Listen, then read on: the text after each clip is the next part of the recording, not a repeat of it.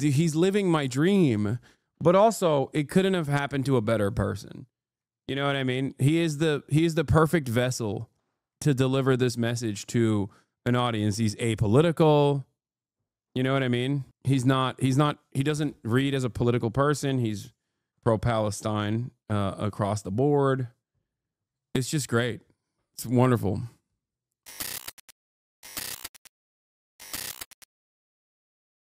Guys, I just bought this $250,000 car in China. Let's see what it can do. Ooh, the car even does the suey. Chat, the car can even dance by itself. Look. Oh, damn. Do you guys remember when I was talking about this car over and over again? When I was like, I want this vehicle so bad. I love Speed, and I'm so glad that he turned out the way that he did, as opposed to the much different way, the much different attitude that he could have demonstrated. I'm so jealous still, though. I'm very happy for him, but I'm also incredibly jealous. Okay, his China trip is literally like, it's something that I dream of.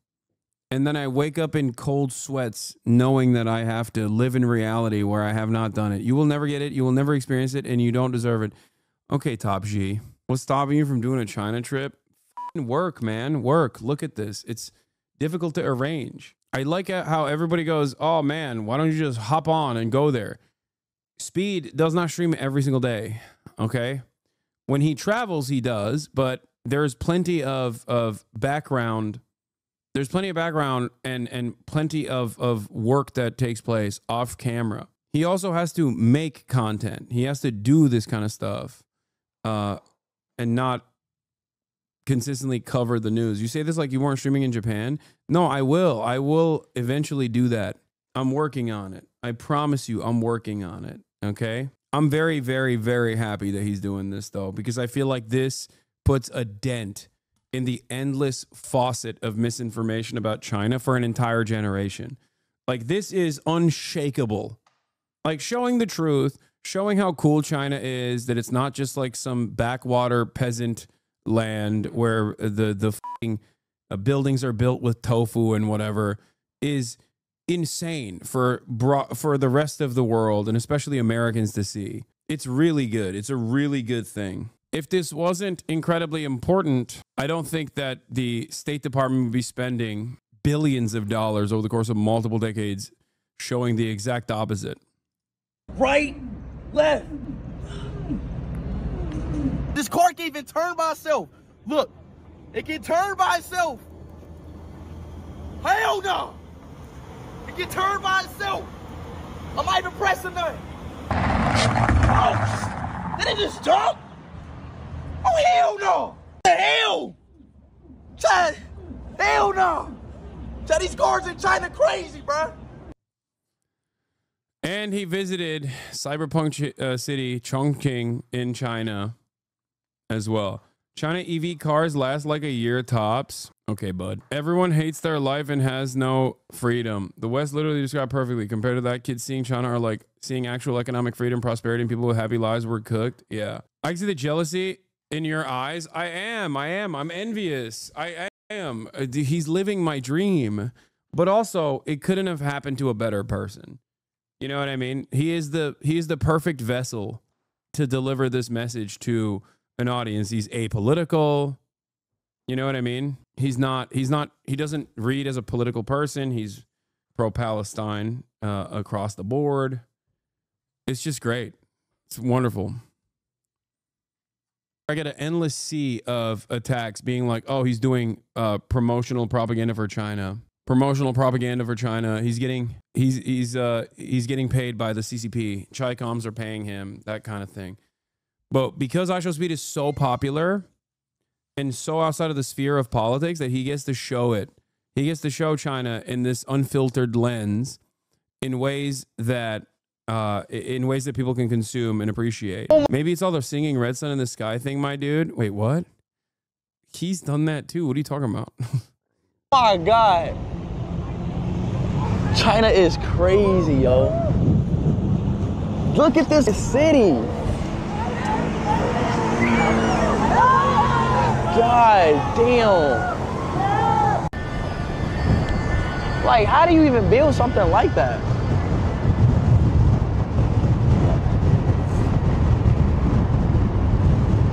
And a low-key in the future, bro. If y'all think about it.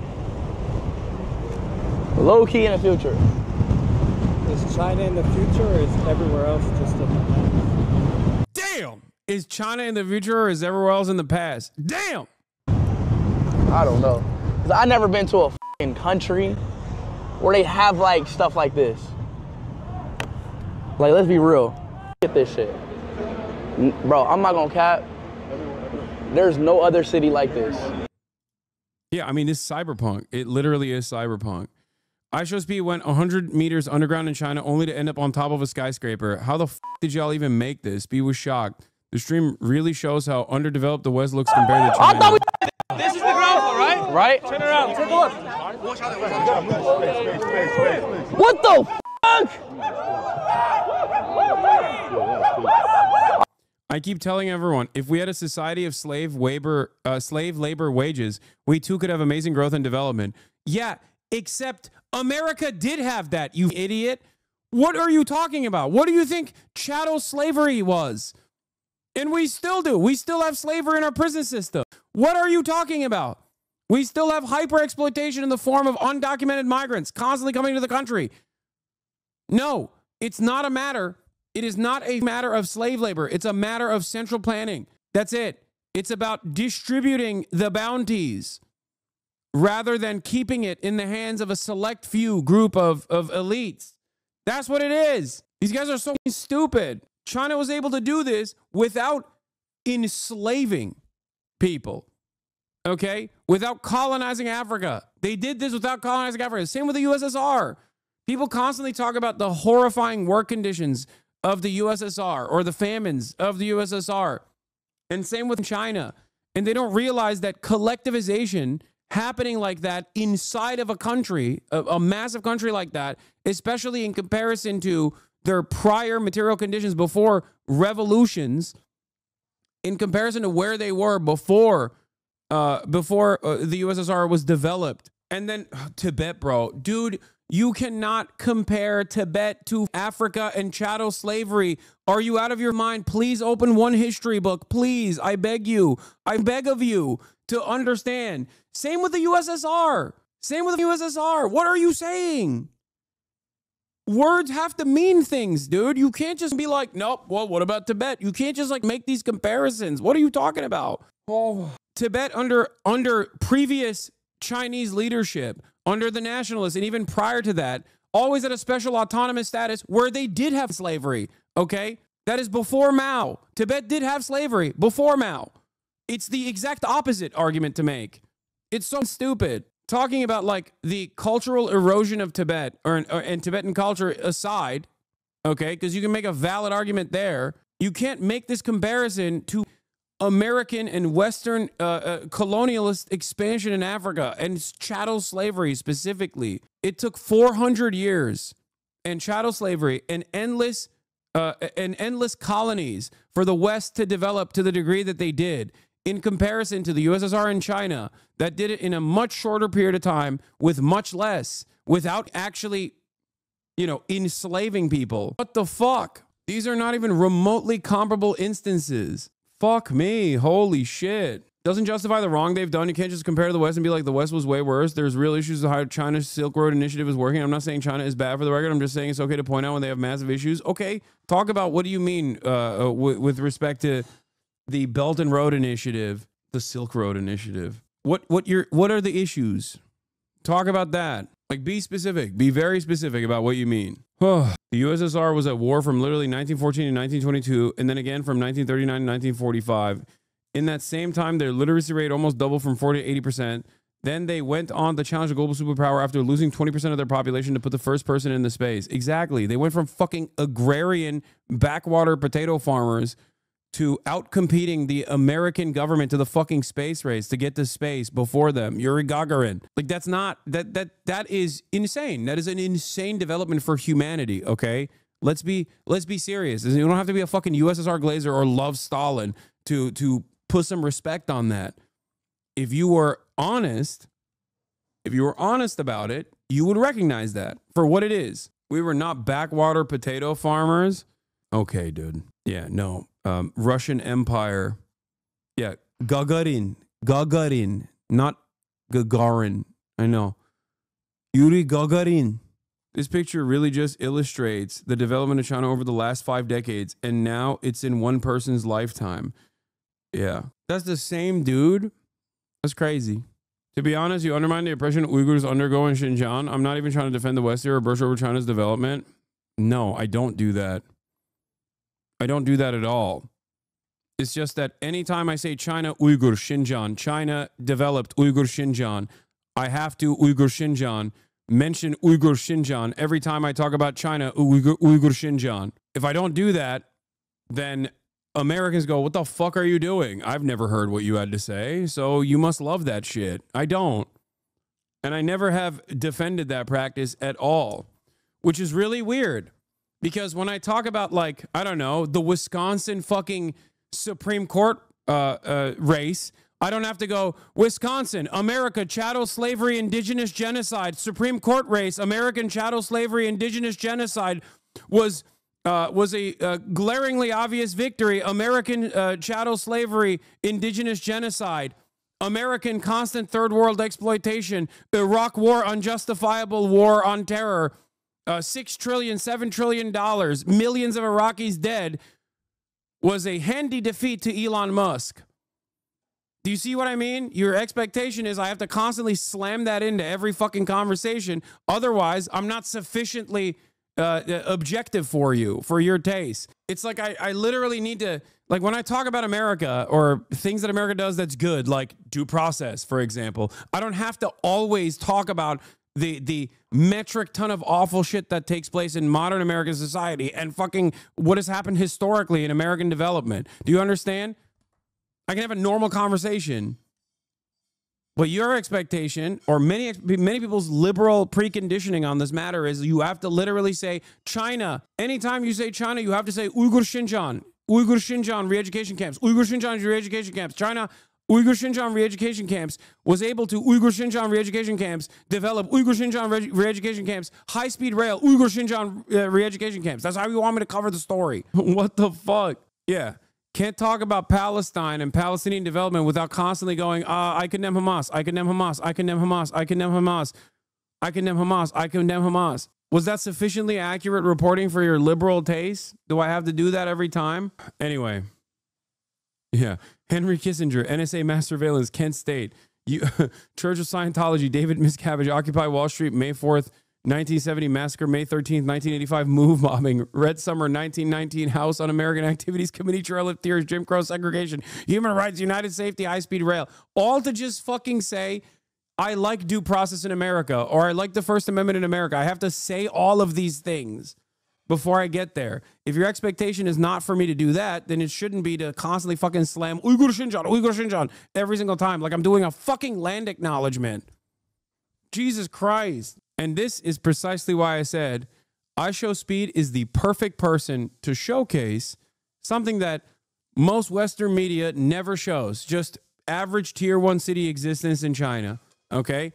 That's why I said he's the perfect person to do it, not me.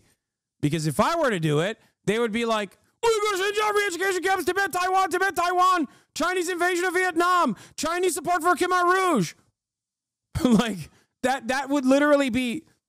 They would be just like fucking Tiananmen Square. They'd be vomiting in the fucking chat. Oh my God, I just realized it's literally Maoist standard English, but for libs. Yeah, it is. Liberals have their own Maoist standard English version, which is Uyghur Xinjiang, Tibet, Taiwan, Tiananmen Square, Khmer Rouge. Ironic, you can also say USA support for Khmer Rouge as well, but there's an out of context clip that makes it look like you're downplaying the severity of the Chinese re-education camps. That's probably what they're referring to. Oh my God, another out of context clip about a complex issue that I have actually fucking never entertained the morality of in a positive way. Wow, oh, shocking. Color me surprised. There's clips that I'm willing to bet that there are at least not one, if not 2 different clips on like Ethan Klein's subreddit right now as we fucking stand that shows something directly out of context, either calling me fucking transphobic or calling me fucking pro-Russia, calling me fucking pro re-education of Uyghurs or some shit like that.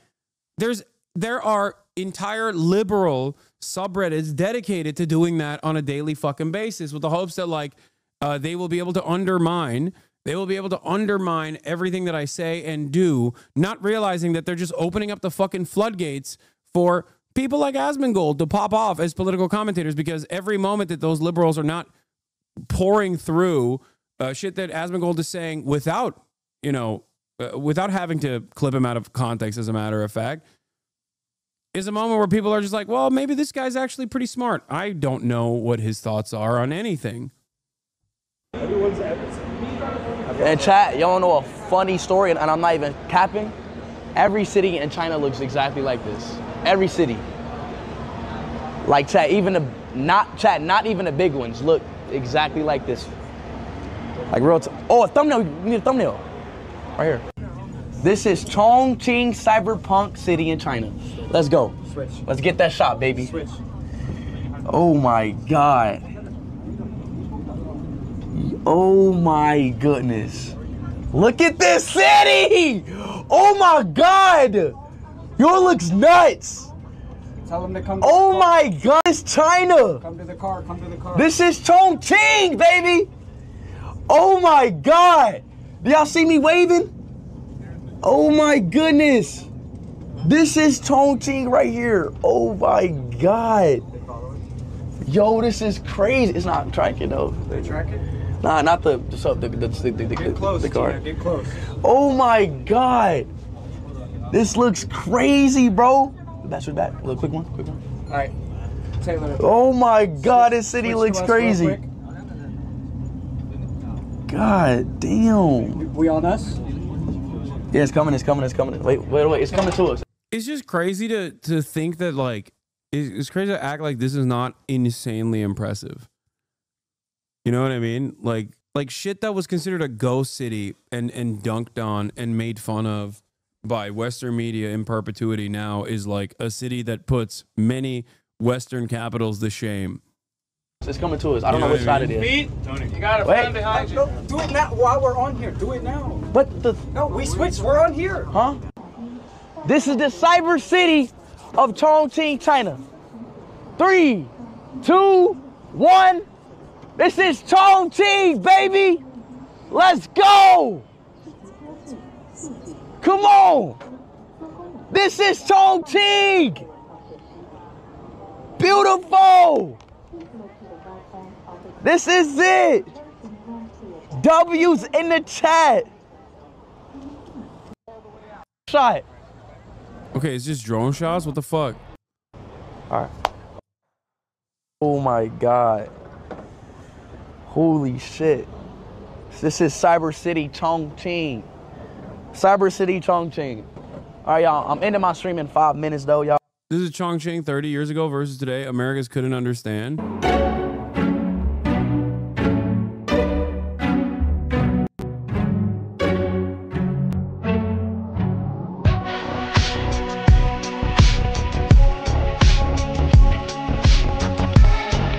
Like that, dude. 30 years, dude. Come on. Come on, dude.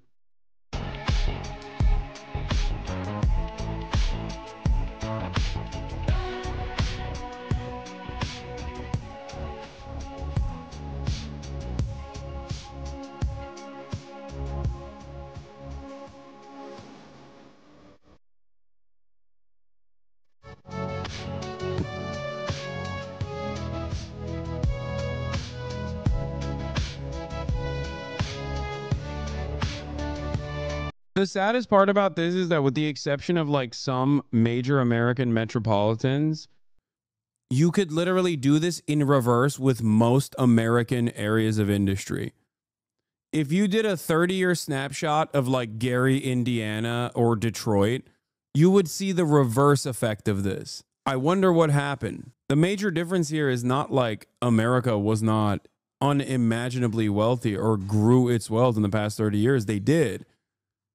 They kept growing their wealth. America just kept growing its wealth and did not actually redistribute it back to its citizens. That's the difference. China, on the other hand, took the wealth, toiled away endlessly, and then engaged in central planning and even development, rapid urbanization. That's the difference. That's the difference.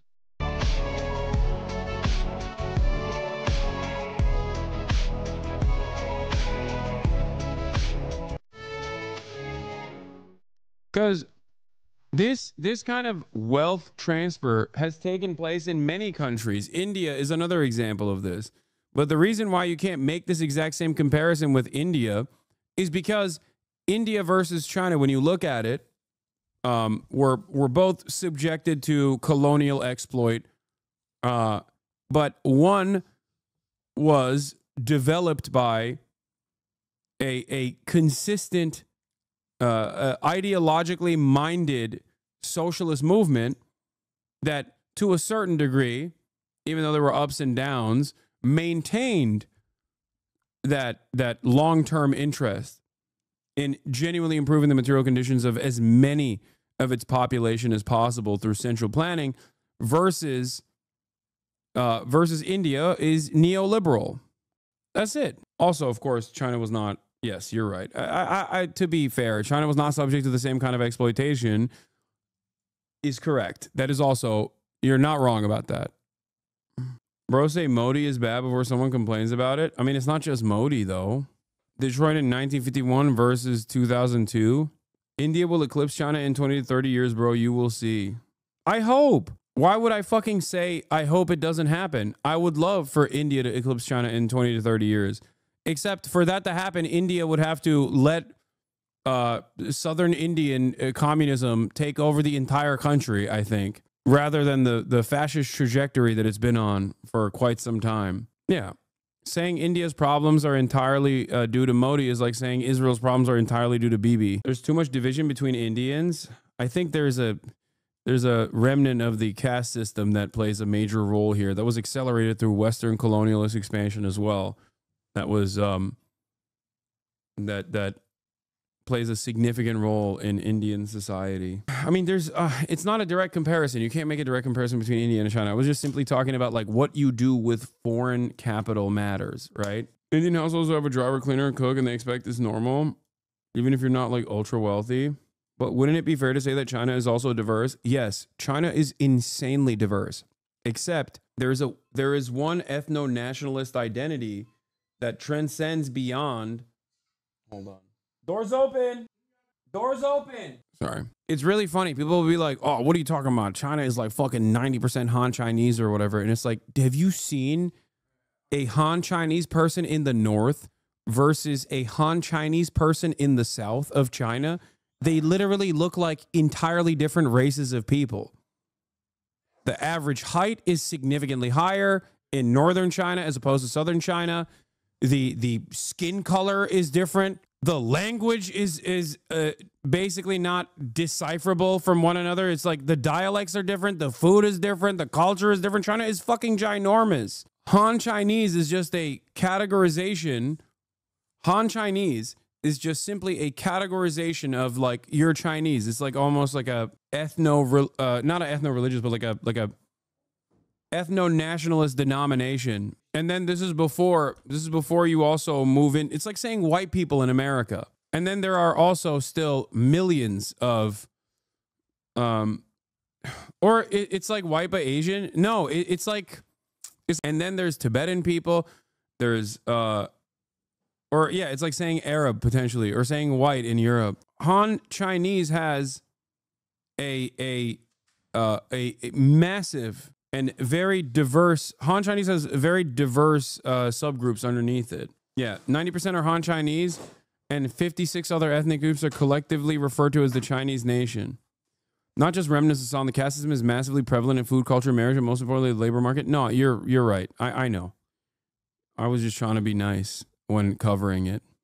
Colonialism in India did not exacerbate caste. Caste is way older and way more prevalent. Colonialism in India absolutely exacerbated caste. Just because it preceded colonialism in India does not mean that colonialists exploited the pre-existing caste structure. Are you insane? No fucking historian would agree with you. I know that the caste structure was not, I never said it was invented by colonialists. I said it was absolutely weaponized. You are fucking wrong. You cannot find a single historian that would agree with that statement. What the fuck? No, the colonialists did exploit it, but I'm saying right when people jump on this, the British did caste stuff, bro. I'm not wrong. What? The British did do the caste stuff. They did. They didn't invent it, but they certainly used their advantage. Not only the British people use the caste structure to their advantage, they do this everywhere. Why the fuck do you think all of the Arab nations are conveniently divided and oftentimes ruled by a Christian or Christian adjacent minority group? How the fuck did that happen? How did that happen? Why is every fucking Arab nation, predominantly Arab nation in the Levant, all the way spanning across MENA, why are they designed the way that they are? Who drew those lines? What was the utility in driving those lines? It is the same exact principle behind the utilization of the caste system. It is always divide and conquer.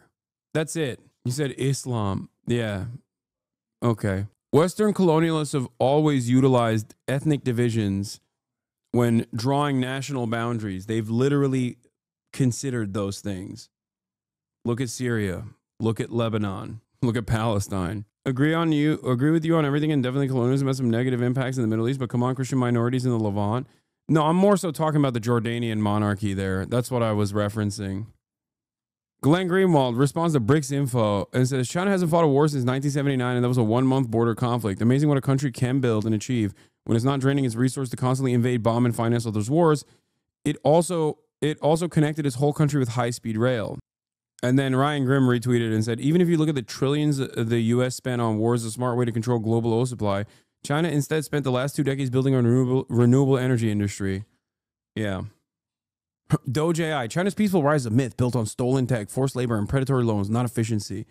Yeah, it's so funny. Westerners, when talking about China, will literally make it seem like Chinese development came at the heels of things that we did in our history, but worse, even though they didn't do half as much evil shit as we did.